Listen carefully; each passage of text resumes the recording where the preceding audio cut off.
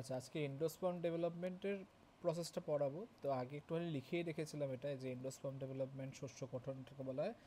R structure of ওভিউলটা আমি একবার এঁকে দিচ্ছি মোটামুটিভাবে, মানে রিক্যাপ করে দিচ্ছি জাস্ট। তো এখানে 3 রকমের সেল থাকতো। লাস্ট ক্লাসে যারা ক্লাসে ছিল তারা জানে।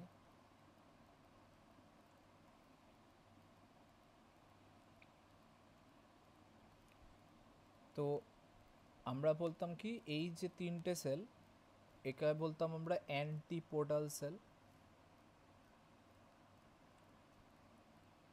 এইটা আর এইটা, এই দুটোকে বলতাম আমরা সাইনার্জিডস।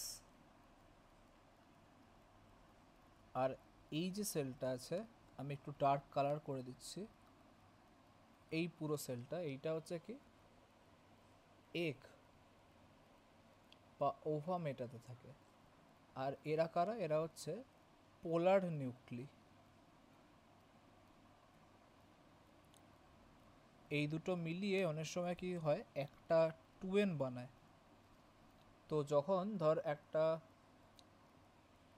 আমি অন্য কালি দিয়ে মার্ক করি, ধর পোলেন এসে পড়লো, পোলেন টিউব অ্যারাইজ করেছে, পোলেন টিউব ধর ঢুকছে, ঢুকে প্রথমে ফার্টিলাইজ করলো হচ্ছে আমাদের এখানের একটাকে।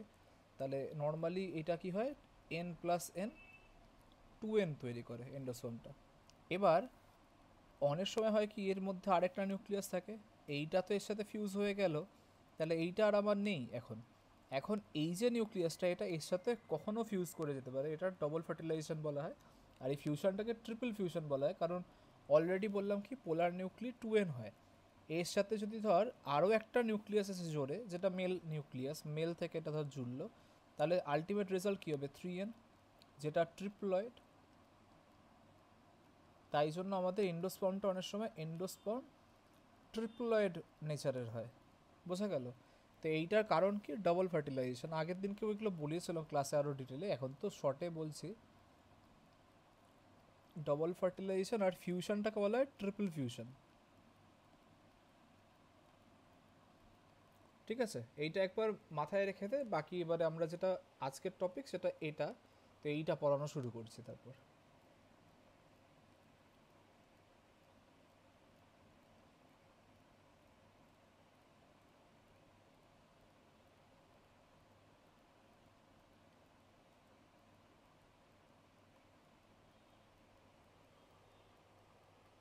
তো এন্ডোস্পার্ম ডেভেলপমেন্ট পড়ানোর আগে একটা জিনিস আমাদের একটু জানতে হবে। লাইক ধর, প্রথম যে জিনিসটা আমরা জানবো, যে এন্ডোস্পার্ম কি জিনিসটা কি। মানে এটা কিন্তু, ধর কোনো ভ্রূণ আছে, ভ্রূণ বা এমব্রায়ো আছে,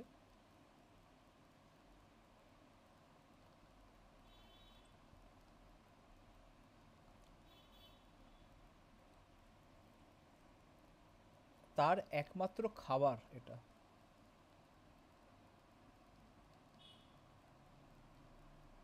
ফুড, এটা হচ্ছে এন্ডোস্পার্ম। মানে এমব্রায়োকে খাবার যে দেয় সে হচ্ছে এন্ডোস্পার্ম। ঠিক আছে, নর্মালি এই এন্ডোস্পার্মটা 3n প্রকৃতির হয়। এন্ডোস্পার্ম কি হয়, 3n হয়। কারণটা বললাম, ডবল ফার্টিলাইজেশন বেশিরভাগ সময় হয়, এবং হয়ে এন্ডোস্পার্মটা 3n করে দেয়। আচ্ছা, এবারে আমরা পড়বো সেটা হচ্ছে অ্যাঞ্জিওস্পার্ম যারা আছে বা গুপ্তবীজি গাছ যারা, অ্যাঞ্জিওস্পার্মদের কত রকমের ডেভেলপমেন্ট হয়। একটা মনে রাখবি, নিউক্লিয়ার টাইপ হয়, মানে এন্ডোস্পার্ম, অবশ্যই এন্ডোস্পার্ম। একটা নিউক্লিয়ার, একটার নাম হচ্ছে সেলুলার।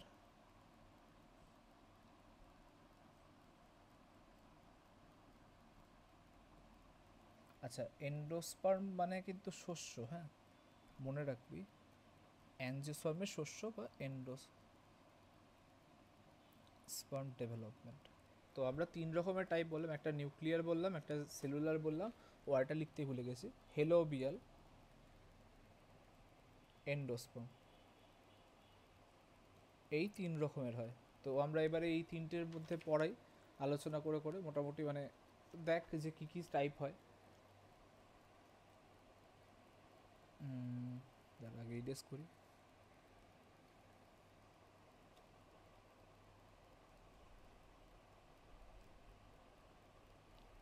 প্রথম টাইপ হচ্ছে আমাদের নিউক্লিয়ার এন্ডোস্পোম। তো এটা কি হয়, এটা হচ্ছে ট্রিপ্লয়েড যে নিউক্লিয়াস থাকে সেটা অসংখ্যবার বিভাজিত হতে থাকে, মানে ডিভিশন হয়, অনেক ডিভিশন হয়, প্রচুর ডিভিশন হয়। দিয়ে প্রথমে কি করে, সেটা নিউক্লিয়াসগুলো প্রথমে হচ্ছে, ধর এটা সেল, তো প্রথমে সে কি করে বাইরের দিকে এরকম টুয়ার্ডস পেরিফেরি এক গুচ্ছের এরকম ডিভিশন হওয়া নিউক্লিয়াসগুলোকে পাঠিয়ে দেয়। বোঝা গেল?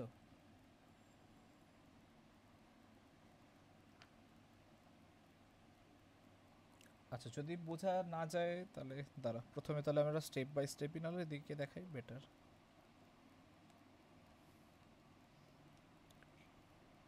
ধর প্রথমে ছিল এরকম, ঠিক আছে, সে অনেক ডিভাইড করলো, র্যাপিড ডিভিশন করলো, তো এক গুচ্ছের নিউক্লিয়াস ধর এরকমভাবে ডিভাইড হয়ে হয়ে নতুন সব তৈরি হলো।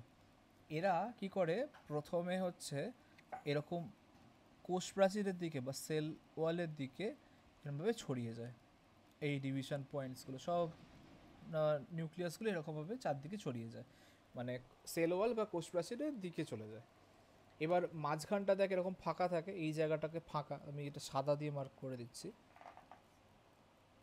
এই জায়গাটা সাদা দিয়ে মার্ক করছি, এই জায়গাটা কি থাকে, পুরো ফাঁকা একটা জায়গা থাকে, মানে একটা বড় ভ্যাকিউল তৈরি করে। এটা কি, এটা হচ্ছে ভ্যাকিউল, একটা বড় লার্জ ভ্যাকিউল তৈরি করে।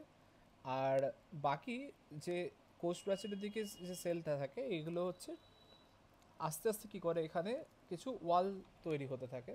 লাইক ধর আমরা যদি ভাবি, ধর একটু বড় করে আঁকলাম, এই ধর সেল,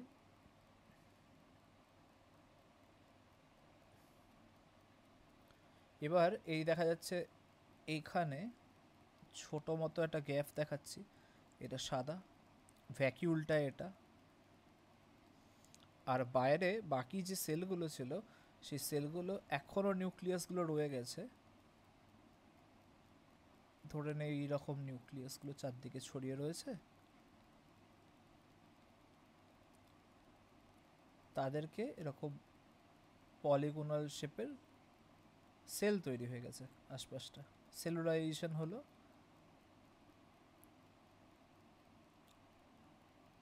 হয়ে এই ধরনের এন্ডোস্পার্ম তৈরি হয়।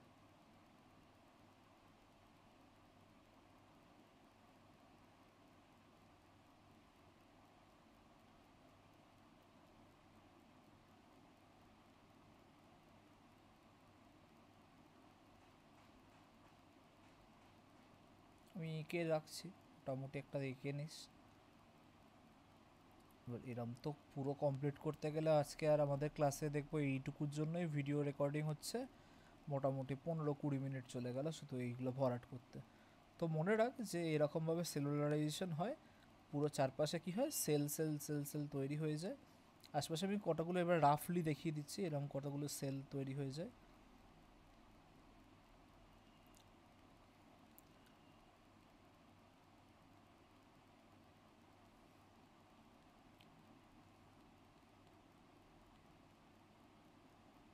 এরমভাবে এন্ডোস্পোমটা তৈরি হয়, ঠিক আছে।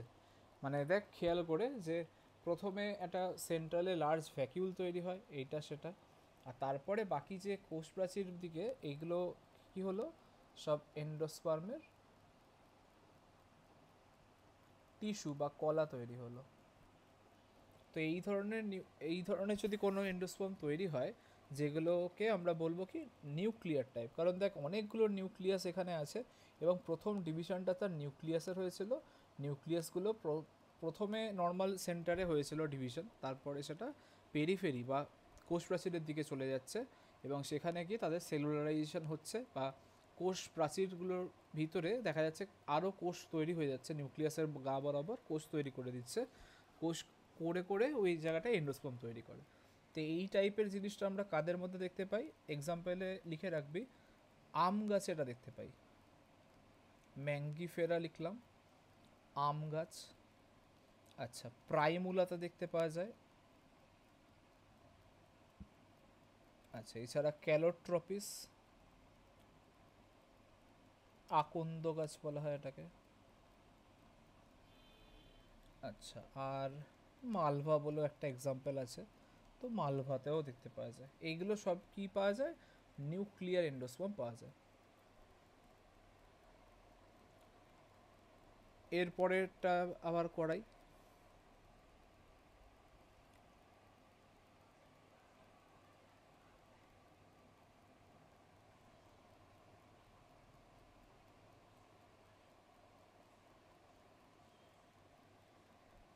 আচ্ছা, এবারে সেলুলার এন্ডোস্পার্ম।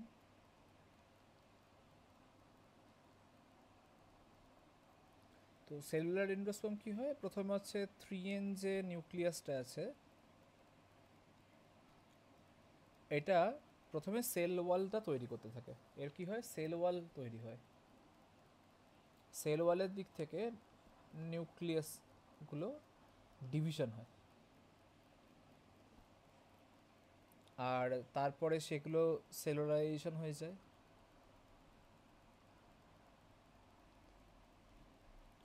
হয়ে গিয়ে এন্ডোস্পার্ম তৈরি করে। আমি জাস্ট ট্রিকটা বলে রাখলাম, এবার ডায়াগ্রাম আঁকলে সেটা বুঝতে পেরে যাবি কি কি হচ্ছে। এঁকে দেখাচ্ছি।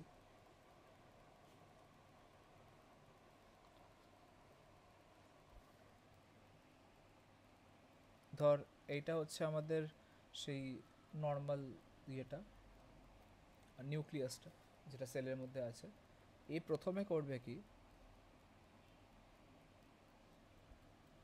এরমভাবে কতগুলো সেলও তৈরি করবে, যেটা পেরিফেরি থেকে স্টার্ট হচ্ছে, পেরিফেরি থেকে স্টার্ট হয়ে ক্রমশ এটা মাঝখানের দিকে চলে আসছে।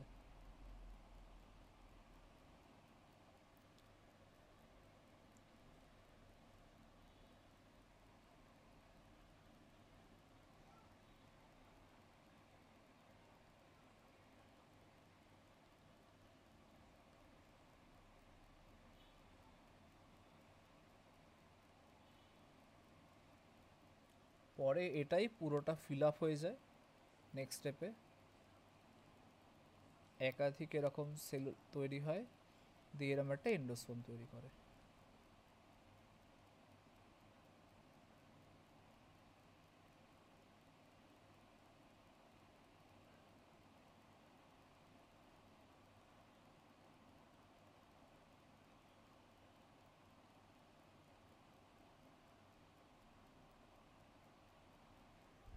এরকম এই ধরনের এন্ডোস্পার্মগুলোকে আমরা কি বলি?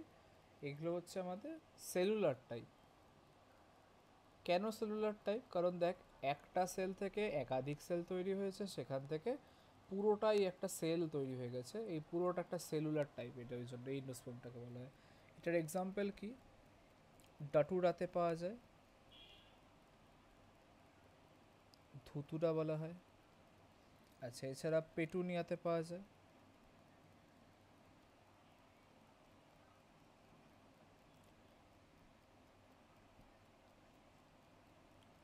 বালসামে পাওয়া যায়। এইগুলো হচ্ছে সব আমাদের সেলুলার এন্ডোস্পার্মের এক্সাম্পলস।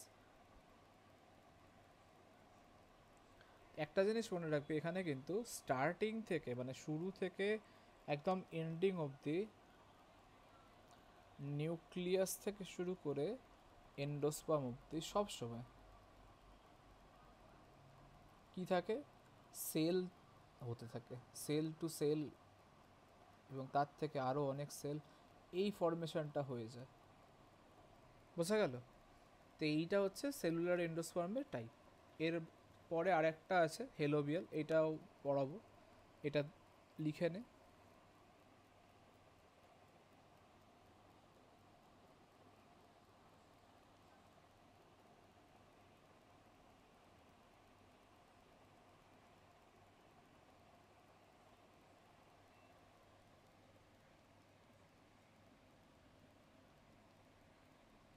হেলোবিয়াল এন্ডোস্পার্ম।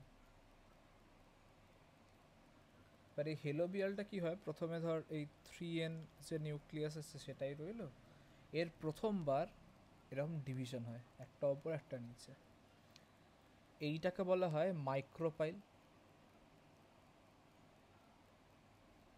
এন্ড, আর এইটা বলা হয় চালাজাল এন্ড। ঠিক আছে, এবার এর আবার পরবর্তী টাইমে মাইক্রোপাইল যে দিকটা আছে, মাইক্রোপাইলের দিকটাই বেশি করে ডিভিশন হয়। দ্যাট মিন্স এটাকে বড় করে আঁকলাম, নিচের দিকটা ছোট করে আঁকলাম। নিচের দিকে চালাজা মাত্র দুবার ডিভিশন হলো, আর এখানে একাধিক এরকম নিউক্লিয়াস ভর্তি হয়ে গেল ডিভিশন হয়ে গিয়ে।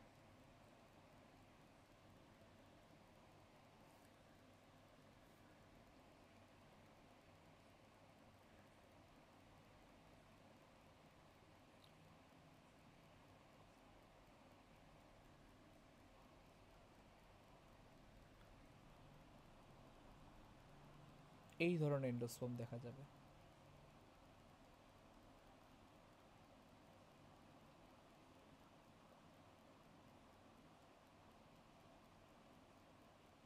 এটা কিন্তু কোনো রকম মানে নর্মাল টাইপ না, এটা কিন্তু সব রকমেরই জিনিস থাকছে। দেখ হিসাব মতো, মানে প্রথমে দেখা যাচ্ছে যে এটার নিউক্লিয়াসটা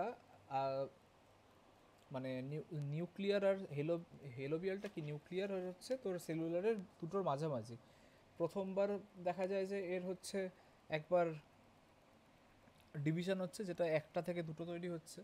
তার এই মানে এই স্টেপটা, তো এই একটা থেকে দুটো হলো, এবার একটার নাম আমরা মাইক্রোপাইল বললাম। ওই মাইক্রোপাইলেরটারই আবার ডিভিশন হয়, মাইক্রোপাইলার ডিভিশন হয়,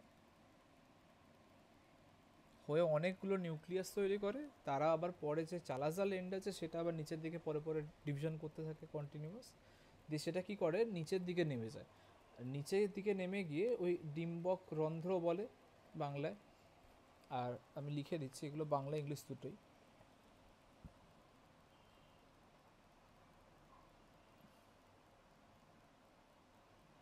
আরে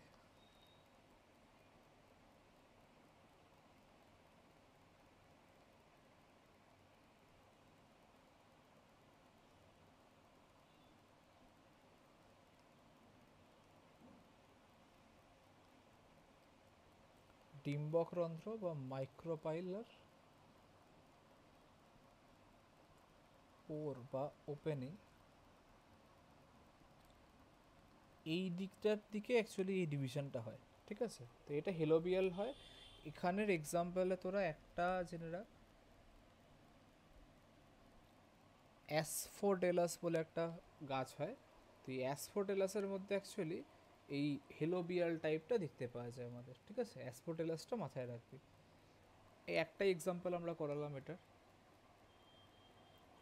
আচ্ছা, আর তাছাড়া আর কিছু, হ্যাঁ এছাড়া ফ্রুট ফর্মেশন আছে, আমরা ফ্রুট ফর্মেশনটাও পড়িয়ে দিচ্ছি আজকেই।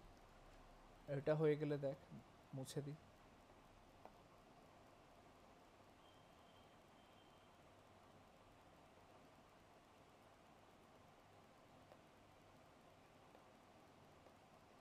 আচ্ছা, ফ্রুট ফর্মেশনটা আমি একটা অন্য ভিডিও করেই পাঠাই, বেটার।